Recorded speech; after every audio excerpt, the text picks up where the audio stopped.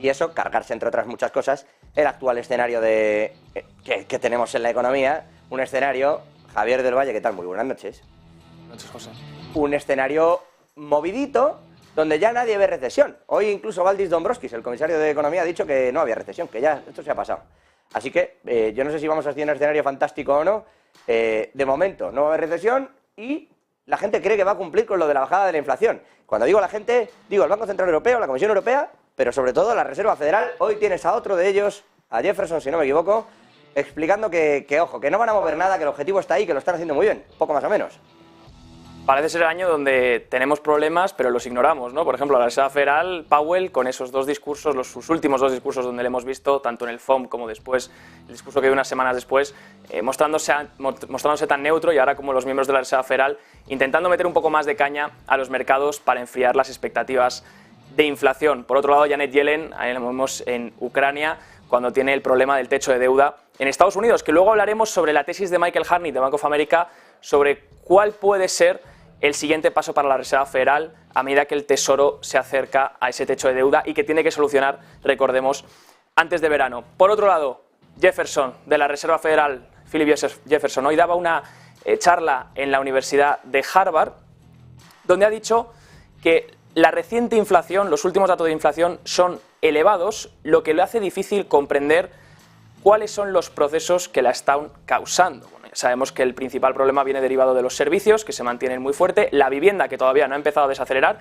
veremos si lo hace, porque hoy teníamos esas ventas pendientes de casas, que recuerden es un indicador adelantado sobre las ventas que luego se cierran de viviendas, donde se disparan un 8 por encima del 8% este mes. Dice que van a estar mirando a los signos de que la inflación esté yendo para abajo, y que si se mantiene todavía al alza o se va en la dirección opuesta, haremos mucho más. Por tanto, Jefferson ciñéndose al mismo discurso que veíamos hace unas cuantas semanas, pues por ejemplo, como Bullard, como Bostic o como la propia Michelle Bowman, incluso Loretta Mester, que junto a Bullard ya no tienen voto. Lo que sí que ha dicho también, y ha sido interesante Jefferson en esta Universidad de Harvard, ha sido sobre cuál es el objetivo de inflación de la Reserva Federal. Es ese 2% y sobre las recientes especulaciones de que la Fed pudiese elevarlo un poco más, a ese 3%, porque no pueda llegar finalmente al 2%. Y esto es lo que ha respondido Jefferson, de la Reserva Federal.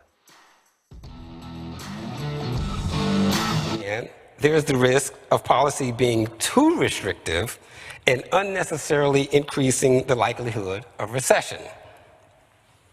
In the face of this latter risk, some economists have argued that a higher inflation target is better than the Fed's current 2% target rate.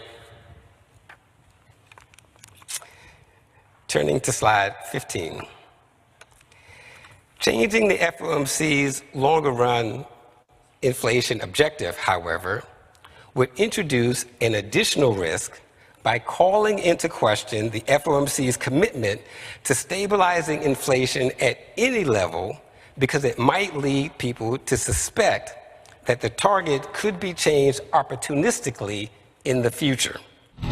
Como vemos, Jefferson se ciñe a lo mismo que decía Bullard la semana pasada, esa presentación que nos daba sobre las expectativas de inflación, cómo son importantes controlarlas y anclarlas lo más cercano al 2%, que al final es el mercado, recuerden, el mercado de TIPS, bonos ligados a la inflación, quien las controla. Entonces, si la Fed decide de repente cambiar ese objetivo de inflación porque no llega al 2%, explica Jefferson que entonces las expectativas de inflación no podrían contenerse y el mercado perdería credibilidad sobre la Fed. Todo esto y mucho más lo vemos a partir de las 9, José.